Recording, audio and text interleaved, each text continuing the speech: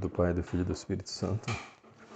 Dando sequência a nossas aulas, um estudo, né, da obra do Padre Calderon, Prometeu, a religião do homem. Nós botamos o título de Prometeu moderno nessas aulas.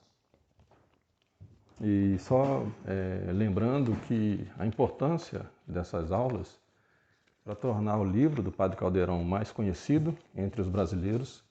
Ela foi recentemente traduzida, essa obra, e como é uma leitura um tanto quanto... tem um fundo teológico, né, muito forte, mas ela não é direcionada para teólogos. Então, o Padre Calderon tentou fazer dentro daquilo que é possível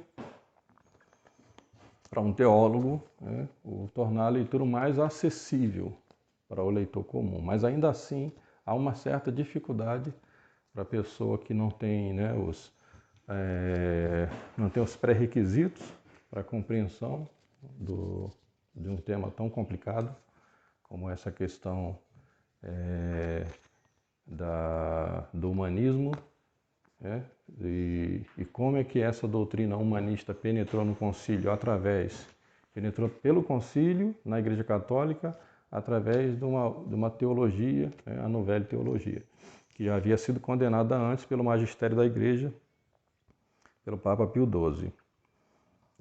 Então, a ideia dessa aula aqui é fazer com que as pessoas compreendam, tornar mais claro, né, essa leitura do Padre Calderon. Então, nessa quarta aula, nós vamos tratar da falsa autoridade moderna.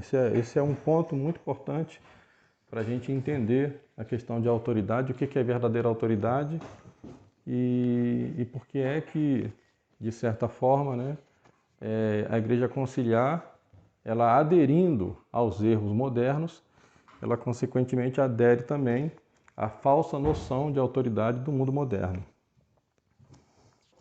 Então, eu começo fazendo a conclusão da aula anterior,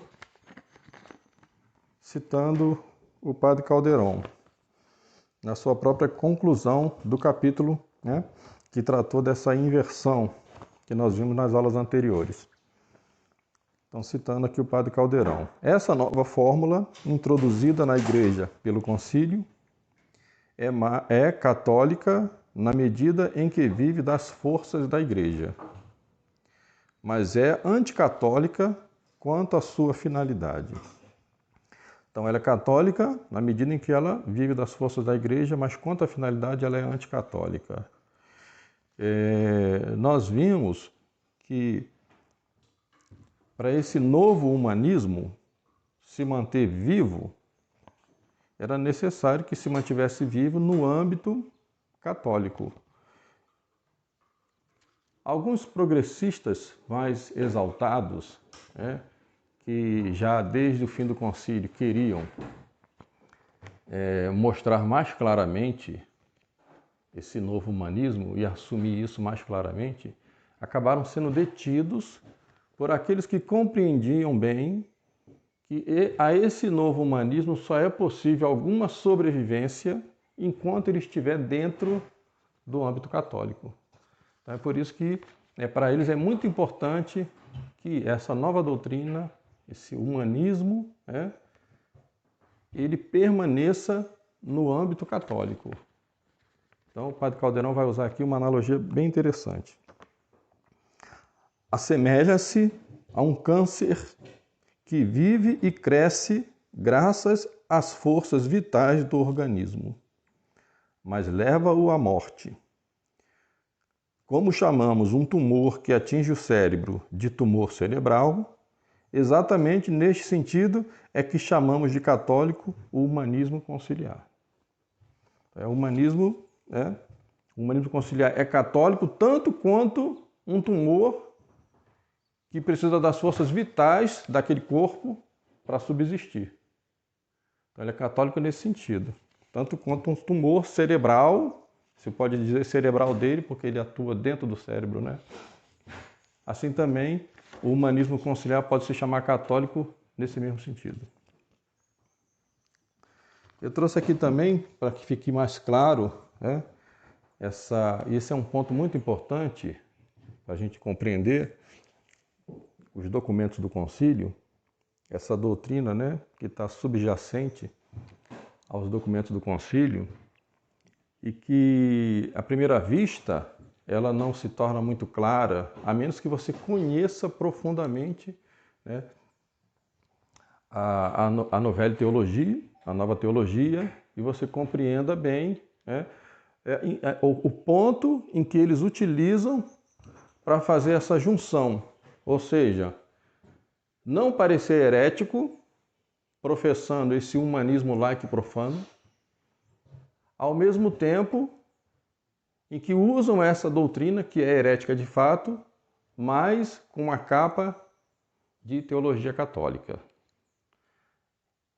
Então, eles, muito habilmente, eles conseguiram fazer essa junção. E o ponto que nós tratamos na aula passada, dessa inversão, né, entre natureza e graça. Então eu trouxe aqui alguns textos, né, do padre Paulo Ricardo.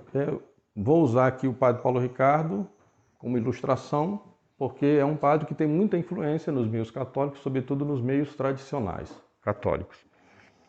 Poderia citar outros, né? Mas com o padre Paulo Ricardo a gente vai ver muito claramente, né, do que nós falamos nas aulas anteriores e como é perigosa essa inversão, essa confusão que se faz entre graça e natureza. Então eu começo citando Santo Tomás, para lembrar vocês que nós falamos na aula passada, que um ponto muito importante é a questão de corpo, alma e espírito. Então é nesse ponto que a gente vai perceber mais claramente aonde é que está a confusão. Então, de Santo Tomás: deve-se considerar que a alma racional é, a um tempo, alma e espírito. Então, a alma racional é alma e espírito a um tempo só, ao mesmo tempo. Chamamos-la alma segundo o que tem de comum com as outras almas, tal como dar vida a um corpo. Então, todo ser é corpóreo, possui uma alma, e essa alma, nesse sentido, é aquilo que dá vida ao corpo, né? Anima. Dá vida, anima o corpo. Então, por isso chamamos alma, né? Por isso, diz no Gênesis, tornou-se uma alma vivente, isto é, que dá vida a um corpo. Mas chamamos-la espírito, segundo o que tem como próprio, ou seja, a alma racional, ela pode ser chamada também de espírito, excluindo o outro sentido que nós damos para a alma, como aquilo que dá a vida. Mas ela também pode ser chamada de espírito, a alma racional. Segundo o que tem como próprio, com exclusão das outras almas. Possuir uma potência intelectiva e material. Então, a alma racional é espírito porque tem essa potência intelectiva e material. Isso é o que caracteriza pessoa. Agora vamos ver aonde que os modernistas vão fazer essa confusão. Então isso aqui foi tirado foi feita uma transcrição de um curso de teologia do padre Paulo Ricardo. Aula 6, Antropologia e Escatologia, né? Coleção Teologia das Fontes. Uma coisa importante na Novela Teologia é que ele chama de Teologia das Fontes. Eles têm geralmente uma aversão a Santo Tomás, geralmente eles têm uma aversão à escolástica, então eles vão recuar no tempo, até a época dos primeiros padres, onde ele vai dizer que é ali que está a verdadeira teologia, que ele chama de Teologia das Fontes. Então eles vão dizer que depois de Constantino, é aquela tese de sempre, né, do arqueologismo condenado por São Pio X. Dizer que a partir de Constantino formou-se uma igreja constantiniana, poderosa, faustosa, e aí então perdeu-se a essência dos primeiros séculos, a essência teológica dos primeiros séculos. Então aqui, Padre Paulo Ricardo. quando ele vai falar sobre corpo, alma e espírito. A verdade sobre o homem é um interiore homini habitat veritas. No homem interior habita a verdade, como diz Agostinho. Se nós pudéssemos montar um esquema básico de São Paulo, na primeira carta aos Tessalonicenses, quando ele diz que nós somos corpo, alma e espírito, São Tomás já explicou, né? Eu creio que vocês não ficaram com dúvida, porque a explicação de São Tomás sobre corpo, alma e espírito é bastante clara.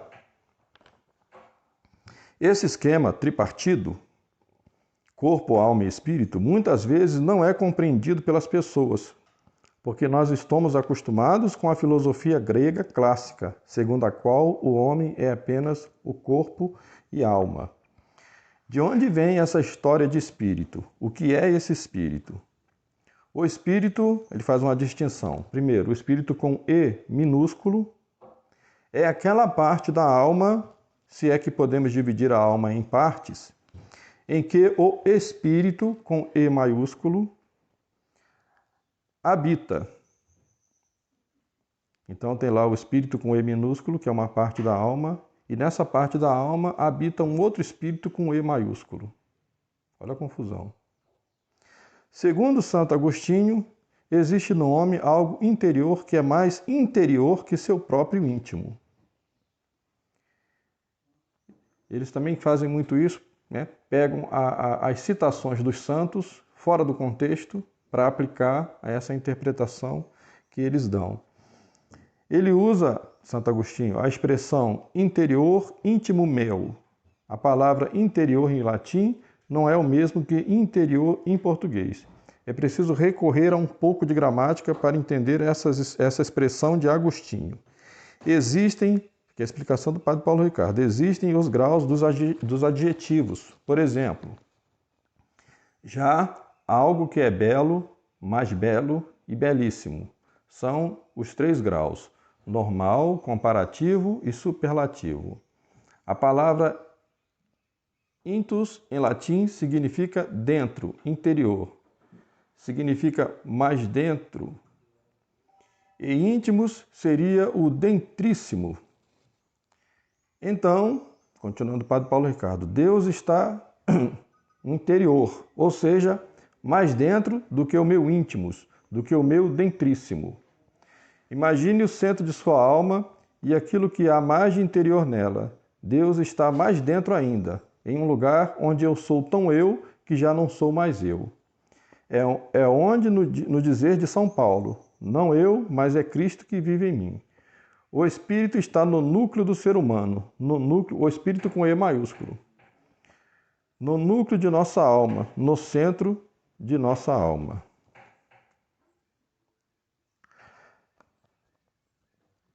Então, mais adiante, ele vai falar isso mais claramente, né? Esse Espírito com E maiúscula é o próprio Deus como constitutivo da natureza humana. Ele vai dizer isso mais claramente depois, né? Fazendo uma deformação. Aqui, evidentemente, ele está seguindo, né, Henri de Lubac. Isso é tese de Henri de Lubac. Né? Ele repete isso. Né? Então, aqui, como aqui no Brasil as pessoas conhecem pouco esses teólogos que agiram, né, muito ativamente no concílio, então para as pessoas é muito fácil as pessoas confundirem aquilo que é católico com aquilo que não é católico, porque isso aqui não é doutrina católica. Isso aqui não é doutrina católica. Deus age no homem,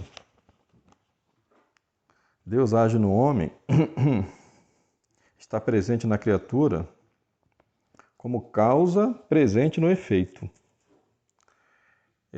Para dar um exemplo, para ficar isso mais claro, né? Para dizer o seguinte, né?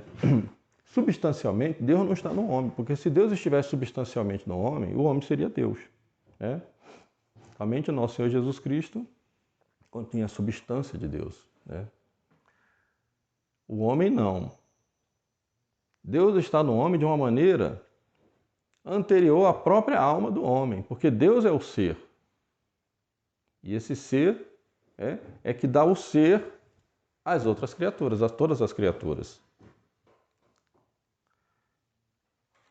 Então, uma analogia interessante para a gente entender isso é, por exemplo, a água a água no recipiente colocada ao fogo.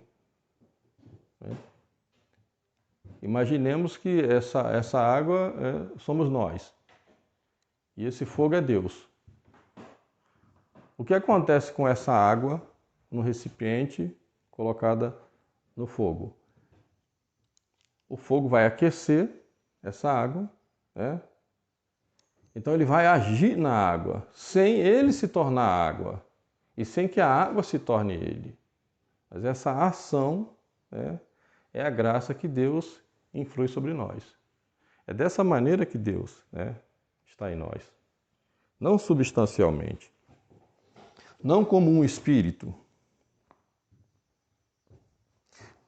Continuando, Padre Paulo Ricardo, para que as coisas fiquem mais claras. Santa Teresa d'Ávila fala do centro da alma, fala do olho da alma, aquela parte íntima de nós mesmos. É ali que está Deus. Esta parte íntima nós chamamos de espírito com E minúsculo, porque é a morada do espírito com E maiúsculo. Isso quer dizer que Deus faz parte do homem. Aqui ele fala, né, claramente. Deus é constitutivo do ser humano. É importante ressaltar que dentro do ser humano, enquanto tal, já está Deus. Ele está em todos os seres humanos, mas de forma especialíssima no cristão, porque quando Deus criou o homem, mesmo o pagão, tinha que o criar capax Dei, capaz de Deus. Isso vai ser importante para ajudar a gente a entender lá na frente depois, né? Porque esse artifício aqui é muito bem elaborado, é que vai justificar depois o ecumenismo. E é que vai justificar depois o subsisting, né? Quando você vai aquela Constituição que fala sobre a Igreja e vai dizer que a Igreja de Cristo subsiste na Igreja Católica. Ora, se todos os homens, dentro de todos os homens existe o Deus, existe esse espírito com E maiúsculo, que é onde Deus habita no homem, né? Ora, então a própria natureza do homem, na própria natureza do homem já existe esse sobrenatural. Olha a confusão. Se é natural, como pode ter sobrenatural? Então esse sobrenatural, que é esse Deus com E maiúsculo, já está na natureza do homem, portanto, é uma necessidade da própria natureza do homem. É inerente à natureza do homem. Continuando ele. Capaz de receber Deus, capax Deus, capacidade de receber Deus. Essa capacidade de receber Deus, nós podemos chamar de espírito com E minúsculo. A alma tem várias funções e funciona no ser humano em vários níveis, até mesmo relacionando-se com o corpo e com a parte animal. Para Platão, o homem tinha 3 almas, mas nós, seguindo Aristóteles, enxergamos, na verdade, 3 funções, 3 faculdades, 3 potências da alma. A potência racional, a potência irracível, que seria a vontade, e a potência concupiscível, que está mais ligada aos sentimentos, às paixões e ao desejo. Ele faz uma confusão com relação a esse capax Dei, né? A capacidade de Deus. Isso é uma potência que existe no homem, como explica São Tomás, mas é uma potência obedencial, é uma potência passiva que existe no homem. Se é uma potência passiva, ela não pode ser espírito, porque espírito seria ato puro, né? Ora, essa potência obedencial, que é o capax Dei, essa capacidade de Deus que existe no homem, não é que substancialmente existe Deus no homem. É que no homem existe uma potência passiva para receber a graça divina. E essa graça divina o homem recebe pelo batismo. Ela não está presente em todos os homens. Porque se ela estivesse presente em todos os homens, que necessidade haveria do batismo? E é por isso que eles vão então dizer que todas as religiões têm fundos, né, de verdade e de santificação. São chamados elemento eclésia. Todas as religiões salvam. Isso é errado, porque a capacidade de Deus que há no homem é uma potência obedencial que o homem recebe pelo batismo.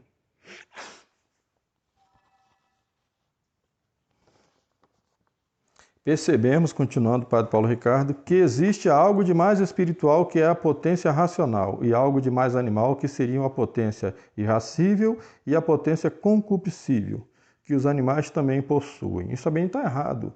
Porque, como ele diz lá um pouco mais acima, que a potência irascível é a vontade, aquela potência da alma, que é a vontade. Como é que os animais podem ter essa potência irascível? Porque os animais não têm vontade. Os animais são determinados. Eles agem segundo a sua própria natureza. Eles não escolhem. Eles não têm a vontade livre para escolher. Continuando o Padre Paulo Ricardo. Mas no ser humano, essa parte que se relaciona com a animalidade está submetida à realidade espiritual racional. Dentro dessa parte espiritual e racional é que está o espírito, com E minúsculo, propriamente dito, o lugar onde Deus habita, porque Deus é o espírito com E maiúsculo. Né? Então, é isso que quer dizer São Paulo quando afirma que o homem é corpo, alma e espírito. Por que é que eu insisto nisso? Continua ele. Por uma razão muito simples, cujas consequências são extraordinárias para a nossa vida cotidiana. Eu insisto nesse ponto porque não existe natureza pura. Ou seja, não existe ser humano que seja só a natureza humana sem a graça de Deus.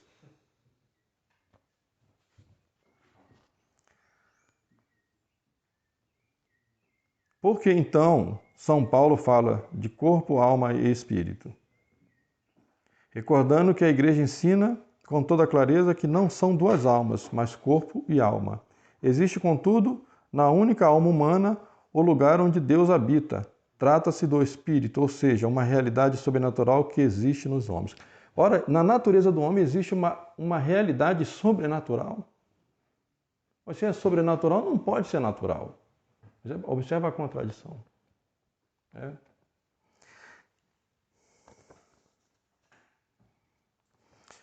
Aqui fica mais grave. É evidente que essa graça de Cristo está de forma incipiente, mas já está lá. Seria assim, ela está de forma incompleta, né? Mas ela já está lá, na natureza do homem. Então, todo homem já nasce com essa graça. Isso é contrário à doutrina católica.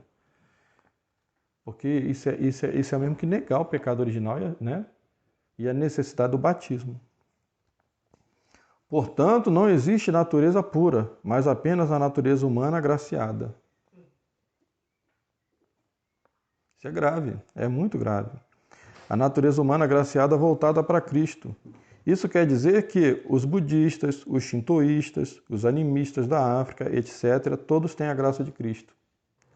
Todos foram criados por Deus para um dia receber a pregação do Evangelho. Isso aqui está plenamente de acordo com a Fratelli Tutti do Papa Francisco. Para a gente ver como o Papa Francisco não inventa nada, ele segue o concílio. Para a gente ver erro no Papa Francisco, a gente tem que entender o que foi o concílio. Se a gente vê erro no Papa Francisco e defende o concílio, o errado somos nós, porque o Papa Francisco repete o concílio, como aqui diz o Padre Paulo Ricardo.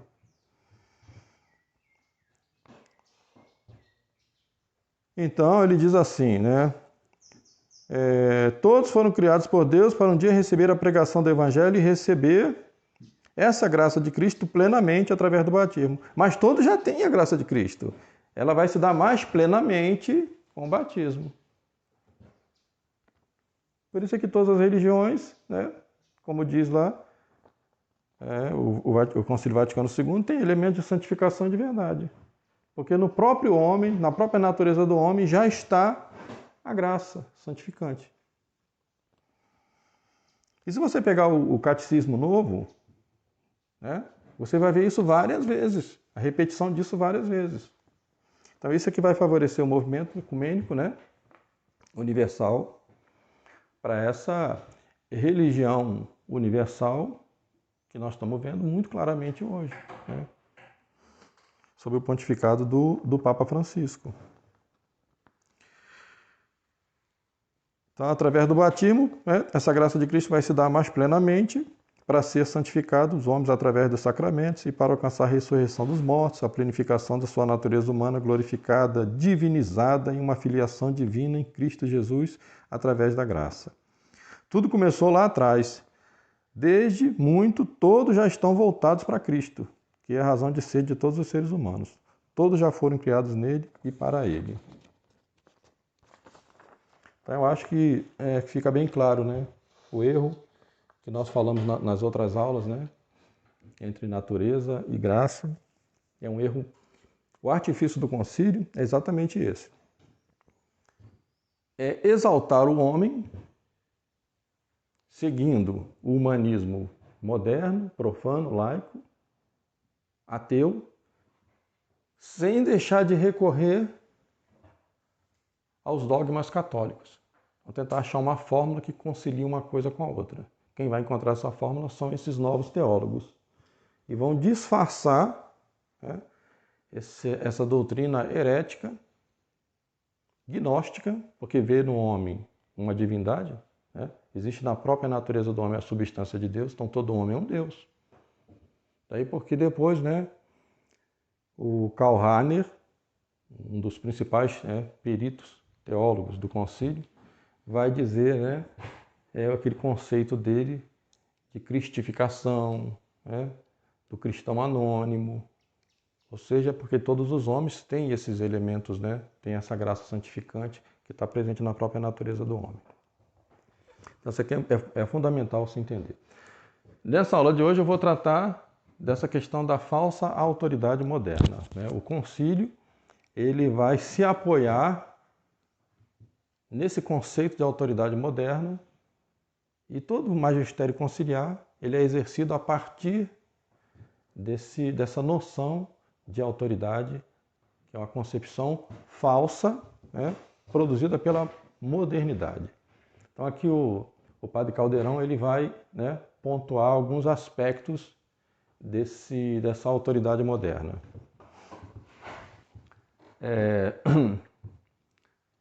Primeiramente, o humanismo. O humanismo já é uma consequência de outras coisas, né? Mas é o movimento mais forte, né? Contrário à Igreja.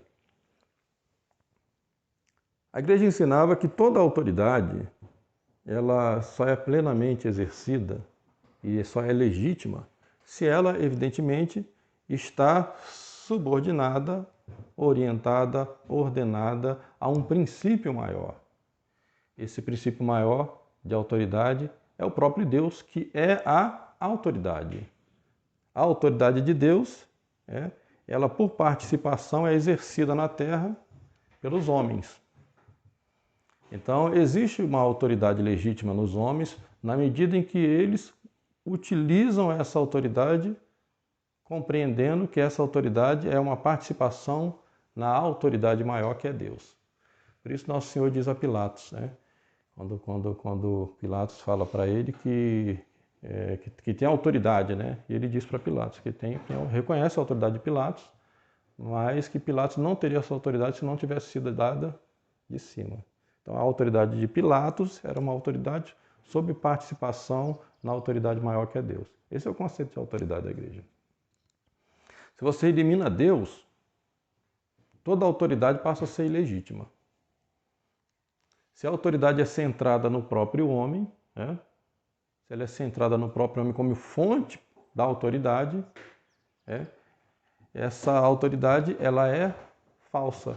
Ela vai ser sempre abusiva. E é isso que nós chamamos de autoritarismo. As pessoas confundem também esse termo, autoritarismo. As pessoas, de um modo geral, né, acham que o autoritário é aquele que exerce a autoridade com vigor. Ele pode exercer a autoridade com vigor, com força, com força de coerção. Mas desde que essa autoridade dele seja subordinada, ordenada à autoridade maior de Deus, às leis de Deus. O autoritarismo é quando há um abuso dessa autoridade. Então, o primeiro movimento histórico em que rompe-se, né, com essa ideia de que o poder vem de cima, o poder vem de Deus, é o humanismo. O humanismo vai fazer isso de forma mais veemente, né? Então, por isso que o padre Caldeirão assinala aqui. Humanismo, principal problema contra a autoridade doutrinal da igreja. A igreja ensinava que toda autoridade vem de Deus. O poder emana de Deus e por participação os homens exercem aqui na terra. O humanismo vai dizer que o poder emana do próprio homem. Bom,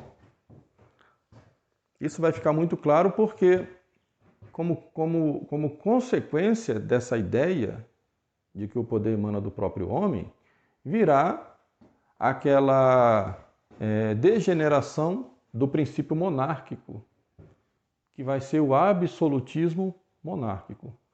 Ora, a monarquia cristã, ela foi estabelecida sobre essa base doutrinal. Ou seja, desde, por exemplo, quando começa a monarquia na França, com a conversão do rei Clovis, né? O rei dos francos. Ele é batizado e coroado, né? Quem lembra aqui quem foi que fez o batismo de Clovis? São Remígio. São Remígio. Faz o batismo de Clovis.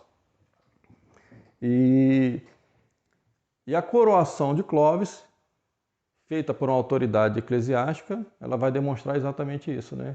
Que quem é que está dando poder para o Clovis? É o próprio Deus através de seu mandatário, através da sua igreja.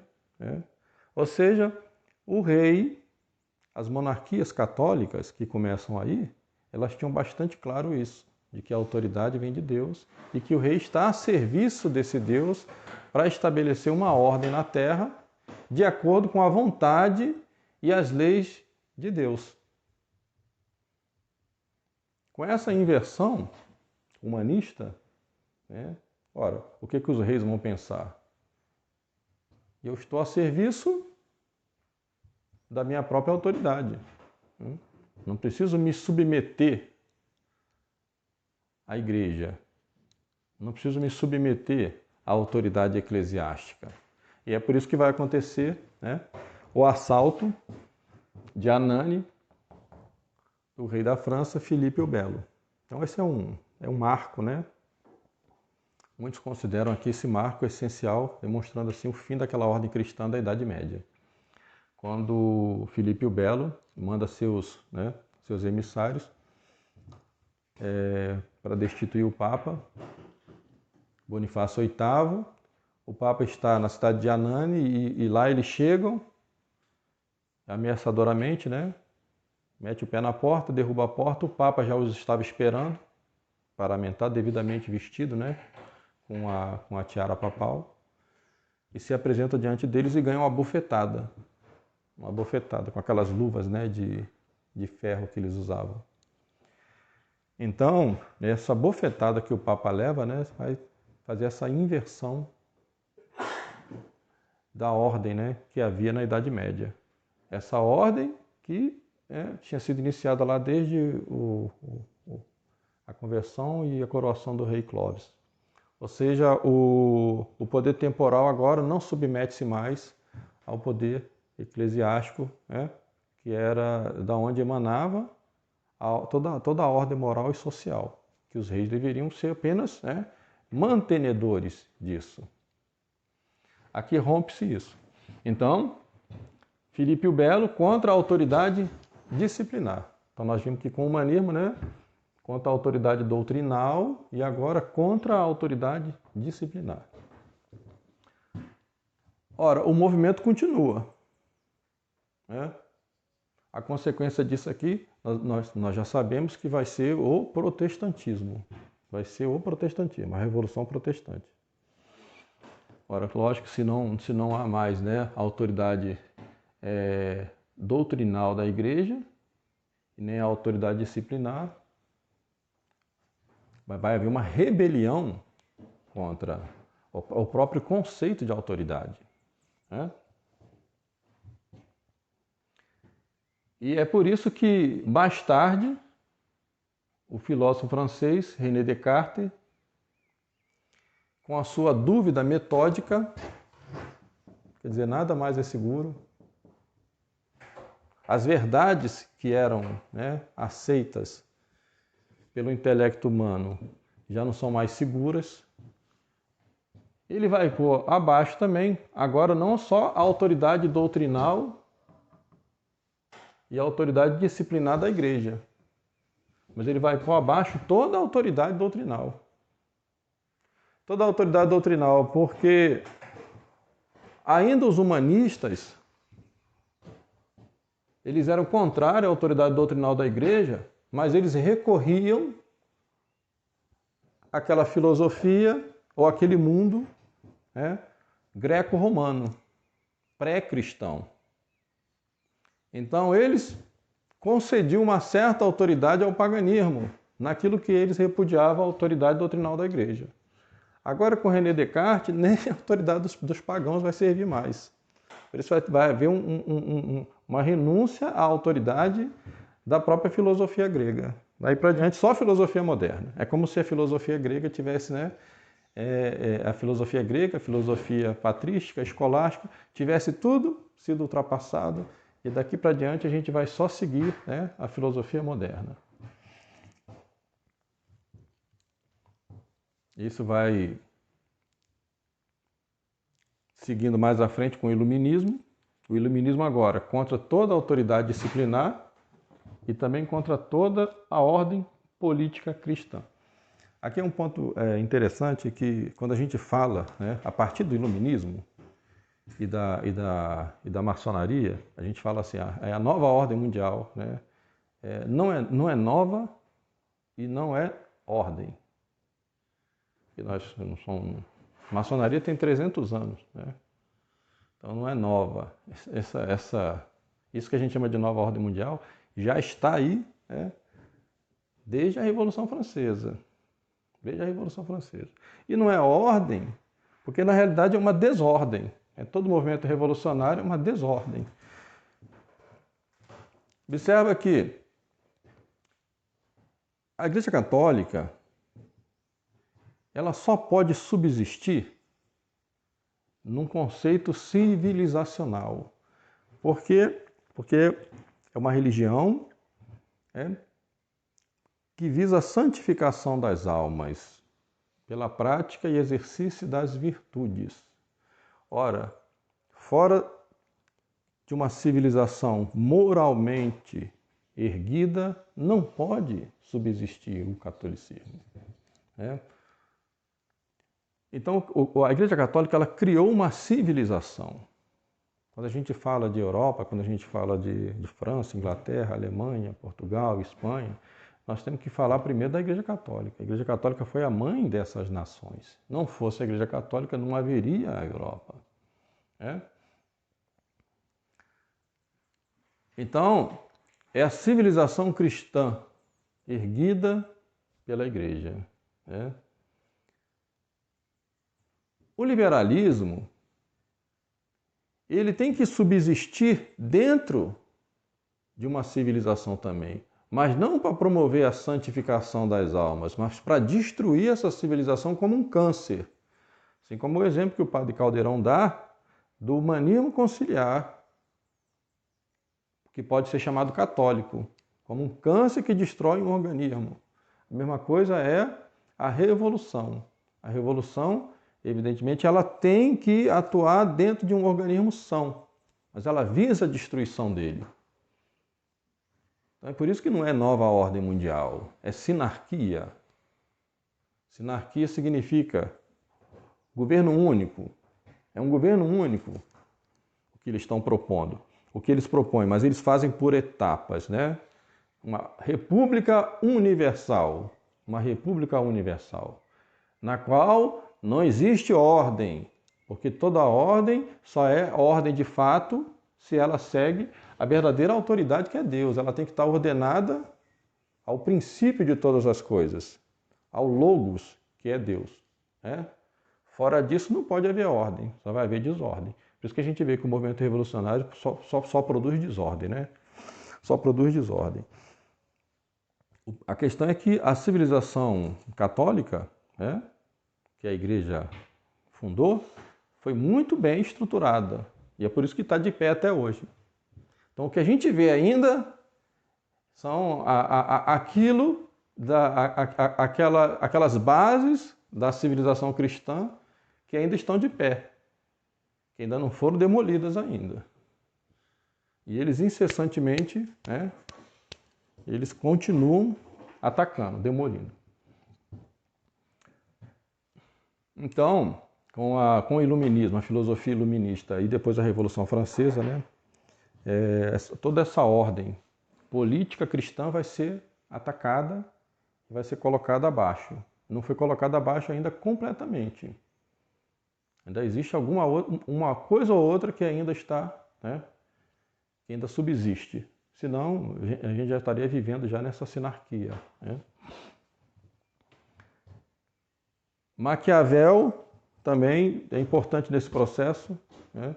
Maquiavel já é uma consequência, né, dessas etapas anteriores.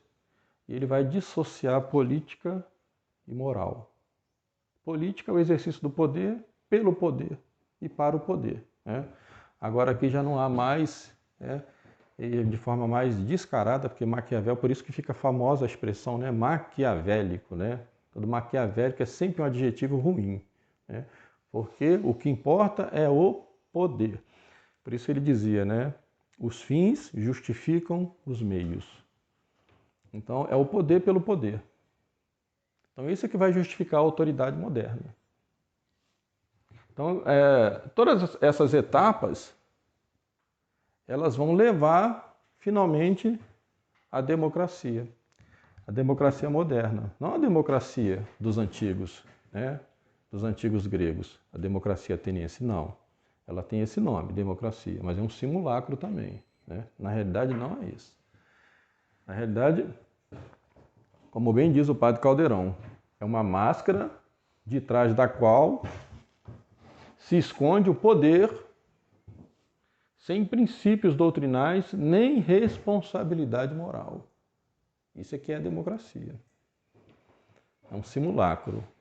Então, por trás dessa ideia de democracia, a qual não se pode atacar, virou um dogma moderno, a democracia como forma de governo insubstituível, forma de governo permanente. A partir do momento que se estabeleceu ela, não se pode mais voltar atrás. É o conceito democrático. Né? Mas nós sabemos que a democracia, ela na prática, é uma manipulação, né, das massas. Manipulação das massas. Ou seja, as pessoas não agem mais como indivíduos, mas como massa de manobra, porque é muito mais fácil conduzir uma massa do que conduzir um povo. Né? Se não me engano, é Pio XII que faz essa distinção, explica muito bem essa distinção entre povo e massa. Povo é movido por princípios sólidos, né? Sobretudo os princípios que fazem referência à verdadeira autoridade. A massa não. A massa é sempre movida pelas emoções, são os sentimentos. Então é mais fácil manipular uma massa, né? Manipulando as emoções e os sentimentos, do que manipular um povo. Então a democracia é um engodo. Aqueles que detêm os meios de comunicação, a gente pode ver isso muito claramente hoje. Né? Hoje, quando a gente fala essas questões aqui, basta a gente observar o mundo de hoje, o mundo que nós estamos vivendo, né? Como é que funciona. E a gente vê claramente como essas coisas estão muito bem consumadas. Né? Por exemplo, fala de fake news. Ora, fake news não é novo, né? O nome é que é novo, né? Mas as notícias falsas vêm desde a Revolução Francesa. Né? Quem conhece a história sabe que a principal vítima das fake news na Revolução Francesa foi Maria Antonieta. Todas as falsas notícias eram sempre contra ela. Né? Por exemplo, aquela história que diz que ela faltava pão, né? em Paris e ela teria dito assim: se não tem pão, que comam brioches, né? Isso é fake news. Né? Isso era uma maneira de jogar o povo contra a monarquia. Né? E eles tinham muito ódio dela, porque ela era uma princesa austríaca, né? Então, eles atacaram principalmente a figura dela. Então, foi vítima dessas fake news. Hoje, as fake news, né, elas são usadas por eles, à medida que eles querem, como se fosse a verdade absoluta. E quando os inimigos deles, né, aqueles que querem defender a verdade, expõem essas mentiras que eles estão se valendo, aí são chamados de fake news. Vê como é que é o jogo, né? Então, é isso que é a democracia moderna. Democracia moderna é isso, é um jogo de interesse que serve a um grupo que fica escondido. Aqui, ó, né? Se esconde o poder de uma minoria que não tem nem princípios doutrinais, nem responsabilidade moral. Então, isso tudo é uma falsa noção de autoridade, é uma falsa autoridade. Nós podemos dizer que é uma tirania, né? Porque é na tirania que se exerce essa autoridade, essa farsa, esse simulacro de autoridade. Então a gente vive hoje uma tirania, a gente vive mergulhado numa tirania mundialista, né? Sinárquica e um poder oculto que a gente não vê quem é. E se usa a democracia como meio, né? Para se manipular as massas, como se as pessoas tivessem liberdade para escolher, quando na verdade elas não têm. Né? Elas escolhem aqueles que são pré-determinados por esses, né? Que controlam a opinião pública. Um grande simulacro. O que acontece é que essa falsificação de autoridade, ela não se dá da noite para o dia. Esse é um processo histórico, né, de pelo menos 500 anos, 600 anos. Né? Agora, para a gente compreender o que é autoridade, de fato, a gente tem que compreender, né, o mundo, a vida, de acordo com a doutrina da Igreja Católica. Aquilo que os santos papas ensinavam antes. Todo poder emana de Deus. É interessante falar isso porque com essa crise de autoridade que vive o mundo, as pessoas elas são muito apegadas à obediência, né? Essas autoridades conciliares, né? Elas se valem muito disso, da sua autoridade, para obrigar as pessoas a obedecer. Né? A tal ponto que há poucas semanas, eu acho que semana passada ou 2 semanas, teve um padre, eu não sei se é hispânico, né? Eu não sei se qual país, mas ele rezou na missa dele um credo ao Papa Francisco. Ele fez um credo ao Papa Francisco. Creio no Papa Francisco.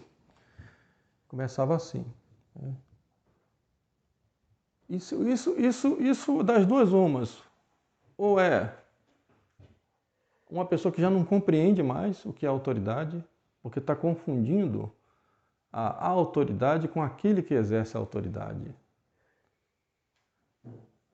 Ou é um carreirista que quer mostrar de que lado está para ser favorecido, entendeu? Falar assim, vou mostrar para o Papa que eu estou do lado dele. É uma papolatria, coloca o Papa, né, no lugar de Deus. Mas as pessoas hoje, geralmente, elas não têm mais esse senso, né? E a Igreja Conciliar, ela vai assumindo, a partir dessa perspectiva histórica que nega a Deus, tira de Deus a sua autoridade a favor do homem. Então a Igreja, seguindo os passos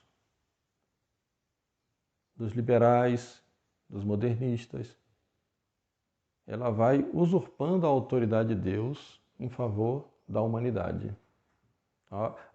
Aquela mesma igreja conciliar, que diz assim, como Paulo VI disse, né, no encerramento do concílio, que a igreja conciliar existe e está a serviço da humanidade.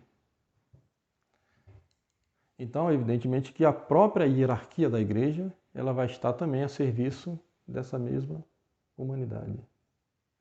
Isso é importante para a gente entender, né, depois o conceito de colegialidade deles. Por isso que, né, o Dom Marcel Lefebvre dizia com muita propriedade, né, que a igreja no concílio ela assumiu para si os princípios da Revolução Francesa: igualdade, liberdade e fraternidade. Né?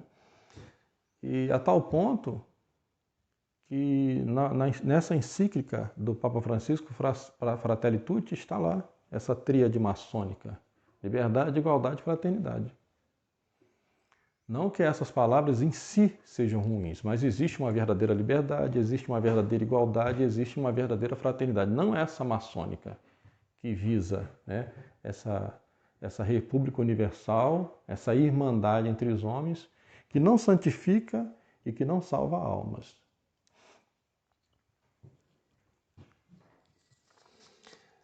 Alguma dúvida com relação a essa? Então a gente pode avançar um pouquinho para falar de algumas notas do concílio.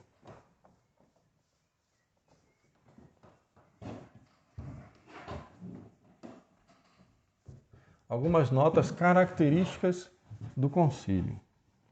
Com tudo isso que eu já disse até aqui, já dá para ter uma boa noção tanto do que foi o concílio em si, né? Nós fizemos a definição do concílio, já dá para ter uma noção também do que eles pretendiam, né? E de que forma que eles fizeram a coisa.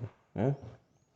Então nós vamos falar um pouquinho das principais notas do concílio. Hoje, se der um pouquinho de tempo, a gente começa falando, né, do otimismo. O otimismo conciliar.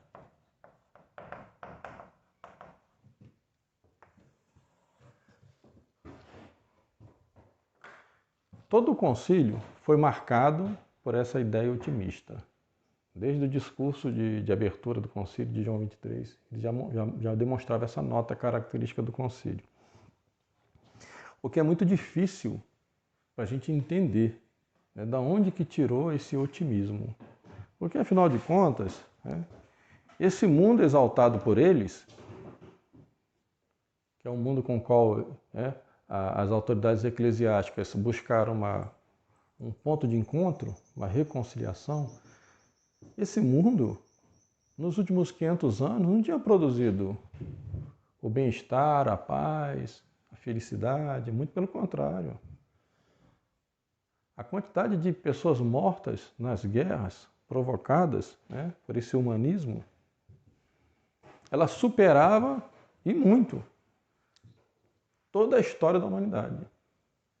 Se você pegar só a Primeira Guerra Mundial, por exemplo, a quantidade de mortes é superior a todas as outras guerras anteriores. E depois teve a Segunda Guerra Mundial. Então não sei de onde foi que tiraram esse otimismo. É difícil para nós entender, né? Mas vamos ver.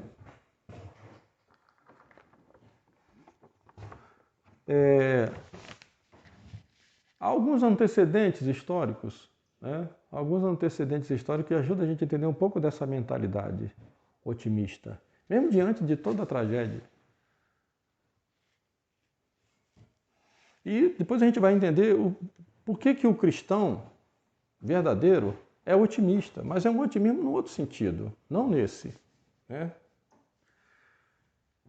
Talvez a primeira figura que ajude a gente a entender um pouquinho dessa mentalidade otimista, conciliar, seja aquele padre, né, do século XVI, que morreu em 1715, se não me engano, François Fenelon.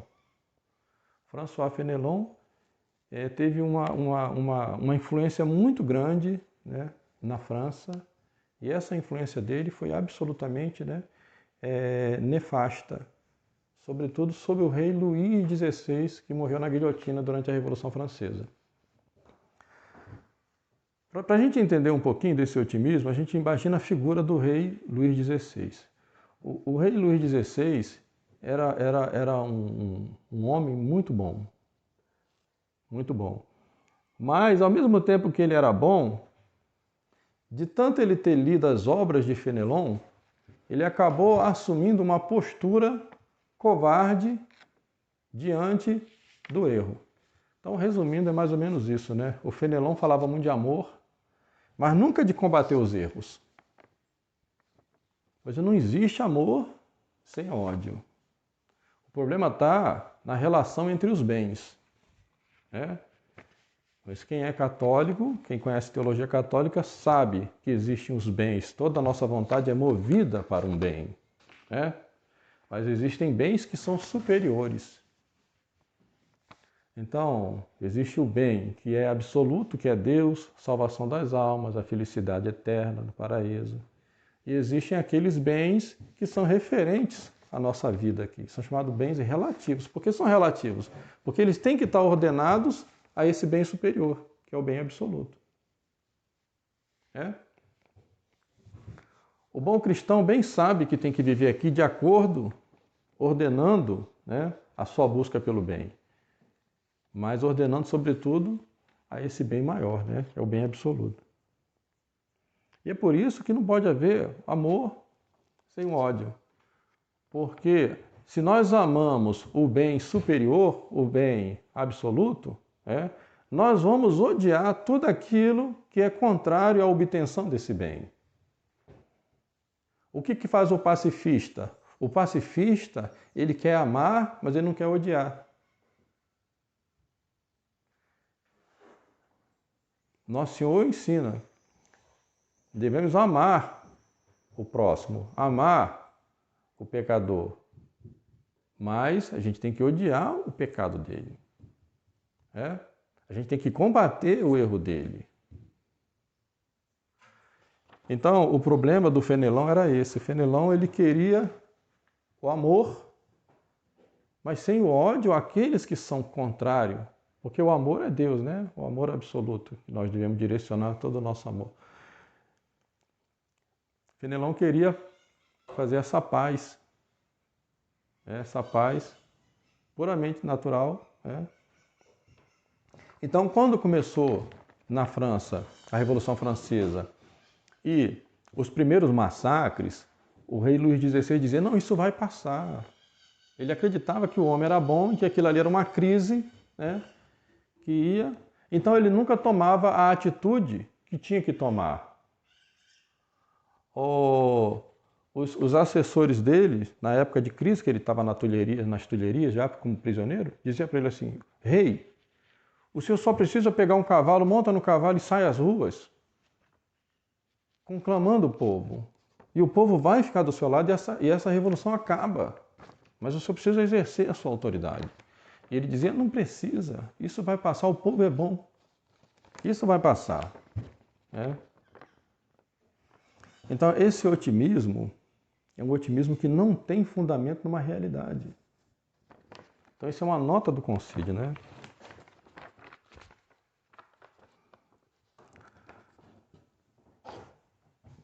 Vocês vão ver como o que eu estou dizendo aqui é bastante verdadeiro. Então, o otimismo do concílio. Primeiro, um otimismo frente à hierarquia. Isso até hoje. Até hoje. A gente recebe os ataques aí, né? Dos católicos. A gente recebe um ataque que diz que nós somos desobedientes e tal, porque para eles a hierarquia é indefectível.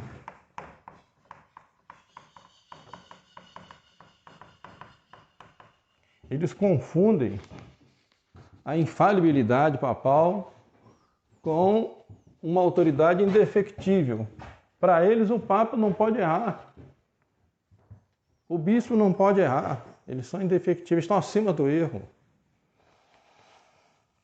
Isso é uma nota de otimismo. Se mandou, tem que obedecer, porque ele não pode errar, ele é indefectível. Eu vou obedecer. Né? Ora, é evidente que os homens erram. É claro que os homens erram. Os homens não são indefectíveis.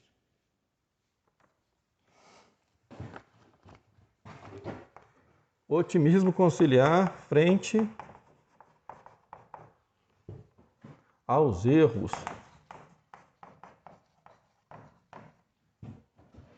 Lembra que eu falei do rei Luís XVI, né? Que dizia assim, isso vai passar. Isso aí é só no momento agora que está acontecendo isso, mas isso vai passar. Ele não compreendia que a revolução tinha sido planejada. Isso é o maior erro que existe entre os católicos de hoje, de achar que essa revolução conciliar não foi planejada. Isso foi uma coisa que aconteceu espontaneamente, gradativamente a partir do concílio e foi se desenvolvendo. Não, ela foi planejada. E essa ideia de não ver conspiração é uma ideia otimista, porque acha que os homens não são capazes de conspirar. É claro que os homens são capazes de conspirar. Nós aqui estamos conspirando. Ora, a partir do momento que os homens se reúnem para discutir um assunto, é conspiração. Agora, existe conspiração boa e conspiração má. Agora, negar que existe um movimento de conspiração é cegueira otimista moderna. É claro que existe.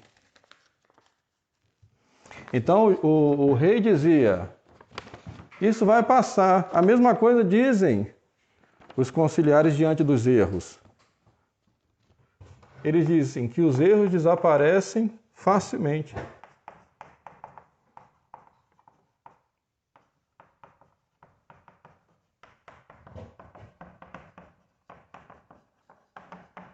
Como se os erros espontaneamente, naturalmente fossem desaparecendo.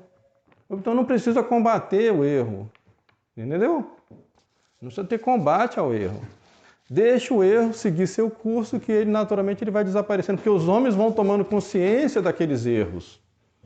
E, naturalmente, os homens vão abandonando esses erros, por amor uns aos outros. Entendeu? Então, é só uma mente que já está contaminada, pervertida, né, por esse amor à humanidade, pelos erros modernos, que não consegue ver que os homens conspiram, que os homens tramam, né, que os homens buscam o mal, né, porque no homem existe as consequências do pecado original. O homem não é bom, como dizia Rousseau, né, e Rousseau leu Fenelon. O homem não é naturalmente bom, como diz o padre Paulo Ricardo, quando fala que no homem habita o espírito. Né? O lugar onde habita esse espírito é o espírito com E minúsculo. O otimismo do concílio frente aos fiéis.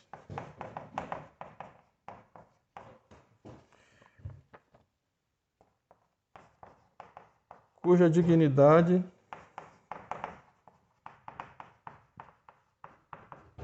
é incorruptível.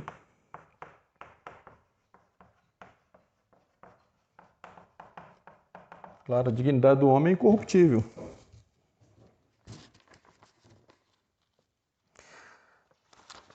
Mas o problema é que isso vai ser estendido também aos infiéis. Então, vai ser um otimismo frente aos infiéis.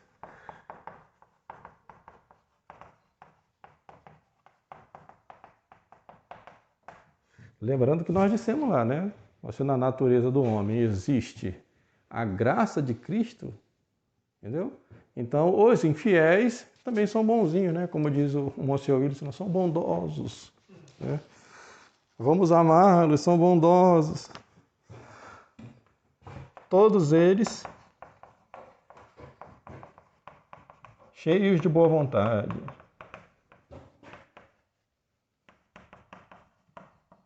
É por isso que lá na França, né, os islâmicos estão cortando as cabeças, né, dos cristãos. E não, mas são bondosos, aquilo ali são só terroristas, né? É uma meia duzezinha de terroristas e tal, né? Que não entenderam, né?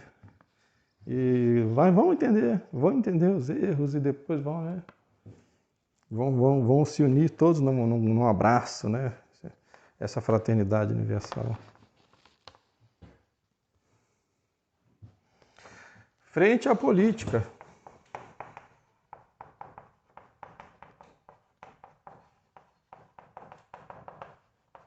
Frente à política, é pela política que vai se estabelecer a paz, né?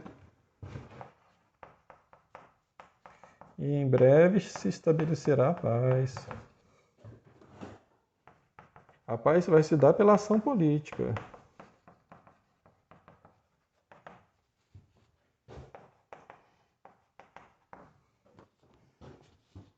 Frente ao concílio.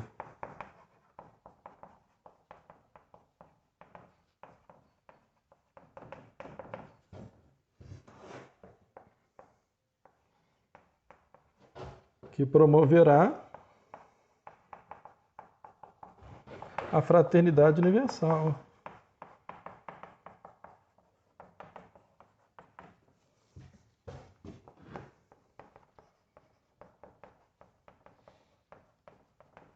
No final das contas, a gente pode chamar esse movimento todo, né, com a sua palavra, né? Apostasia.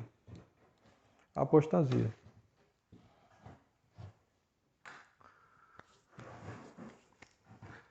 Podemos terminar então?